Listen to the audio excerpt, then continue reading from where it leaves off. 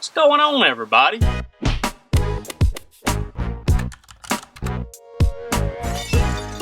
We're just out here doing a little bit of tackling in the boat.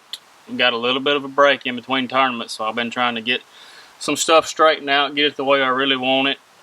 With all our tournaments coming up, it's going to get pretty busy, and I need everything to be where it needs to be.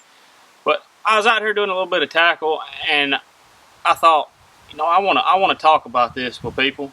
And it's not a really big thing. It's a bait that I feel like has taken the fishing industry completely by storm in the past, I'm going to say at least 10 years. All the way from the professional level, I would say all the way down to, just your weekend fishermen. This bait, I really think, has made more money than any single bait in the fishing industry in probably the history of since tournament fishing started. And the bait I'm talking about is a bladed jig, a ChatterBait, bladed jig, vibrating jig. There's a bunch of different names for it, but basically what it is it's a jig, it's a swim jig, however you want to look at it, with a blade on the front of it. So it's pretty self-explanatory. If you've been around bass tournament fishing in recent years, you know what it is. You know how good the results can be when you throw it in the right situation. And I was just out here just messing around in my stuff, and I saw my box, and I thought, I'm going to give these guys a little bit of a rundown on the setup that I use, what works for me, and not saying that you need to use the exact type setup, but just give you a starting point as to what I like to use, what I have confidence in, and so forth, and anything to do with all that. So basically, we'll work from reel to rod to bait to line and all that good stuff. The reel that I like to use is the Lew's Speed Spool BB1 Pro Series. It's the 6:4-to-1 gear ratio. I feel like that mid-6 range on your gear ratio is perfect for any type of winding situation other than top water, where it might be a square bill, it might be a spinnerbait, a chatterbait. Just that mid-6 range gives you a good feel of the bait, lets you control the bait. You can speed it up if you need to, you can slow down your retrieve, but when you have just that normal speed, normal retrieve, that 6.4 is going to be giving your bait probably the best action, in my opinion. Moving on to the rod, I use a Arc Invoker Pro. It's a 7-foot medium heavy. This is our moderate fast action. Actually, this is our composite rod, which means it's graphite and glass combined.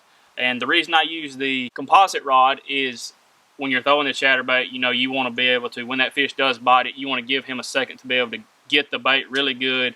And if he hits it really hard, most anglers have a tendency to jerk really quick, and what that does is that gives that fish an extra second or two to be able to get that bait pretty good and be able to get a hook into him, because this rod has a lot of give about halfway down the rod. But once you get halfway to the reel seat, you have your backbone where you're going to be able to drive your hook and land that fish. The line that I use 90% of the time I use 16-pound Sunline Shooter fluorocarbon, just in normal conditions. If I'm around a lot of heavy cover as far as like dock post, rocks, laydowns and stuff like that, I might bump it up to 20. Or if I'm around a really big fish, like let's say you're fishing on Chickamauga or Lake Fork, where there's the possibility to catch a 10 to 12 pounder, I'm going to bump that line up to 18 and 20 just for a little bit of confidence on if I really hook a big fish that I can lean on him a little bit and get him away from the cover, whatever I may be fishing. Moving on down to the bait, I would say 75% of the time I throw a 1/2 ounce jackhammer is the one I use. This isn't a sponsorship deal. I buy these just like everybody else, but I have confidence in the jackhammer. I have caught a lot of fish on it, more than any other style that I've tried to throw or have thrown. Not saying that any other vibrating jig won't catch a bass, because they will, they all will. It's just there's something a little different about these jackhammers, the way they're made, the way they sound, the way they swim. Something I think it gets you a little bit extra bites. And in tournament fishing, that's really what you're looking for. And it's a big confidence thing. I go back to the bait you're throwing, you have to have confidence in, and this jackhammer is just my confidence bait. Color-wise, all depends on what area of the country you're fishing, what the forage is, what time of the year, what the bass are feeding on. So I'm not really going to go into a whole lot of that. Just your basic shad colors, black and blues, browns, brims. all that's what I throw. The trailer is a big deal when you come to chatterbait fishing. I would say a lot of the times I'm throwing a Zoom split tail spinnerbait trailer on mine, just because it gives it that hunting action, that searching action. It's just a little bit different than a lot of other trailers that you can put on a chatterbait. If I'm in a situation where I'm fishing like grass flats where there's a bunch of hydrilla or milfoil, or if I don't think the real erratic action is needed, I will go to a Zoom fluke. It just gives that tight little swimming action, that tight wobble that sometimes that's what the fish want. There's sometimes they're really aggressive and want the searching hunting action. There's other times where they want the real tight wobble, not a whole lot of action, not a whole lot going on. You figure that out when you get into the situation, when you let the fish tell you what's going on. But those two trailers are mainly all I throw on a chatterbait. The weight, the 1/2 ounce, there's sometimes where you need to go to a 3/8 and obviously go to a 3/4 if you're fishing deeper. If you're fishing shallower, you would go to a 3/8 size. But 9 times out of 10, a 1/2 ounce is really all you need.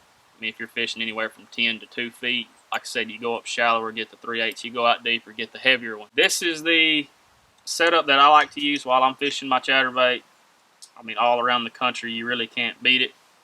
It's the best one that I've found that suits me. Not saying you have to have this exact setup, but this is a good starting point for anybody wanting to get into chatterbait fishing that has never done it or only done it a little bit and couldn't figure out the right rod. You know, you may have gotten some bites on it and you've lost some fish because you're throwing it on a graphite rod and your tip's not soft enough. A lot of people have trouble with that or have in the past. But the main thing I would hope you could take away from this is have the right line, have the right reel, have the right rod set up when you go to try and throw this bait. And I promise you, guys, you're going to have better success when you get your setup the way it needs to be for this bait. Because this bait gets bit, I can promise you. If you throw it enough, you're going to get around some fish that are going to bite this bait. And being able to land them is going to be key. And that's when all the other stuff comes into play. So I appreciate you guys listening. I'm going to get back to my tackle. Again, like and subscribe. We're going to have a lot more stuff coming out. And thank you guys for the support.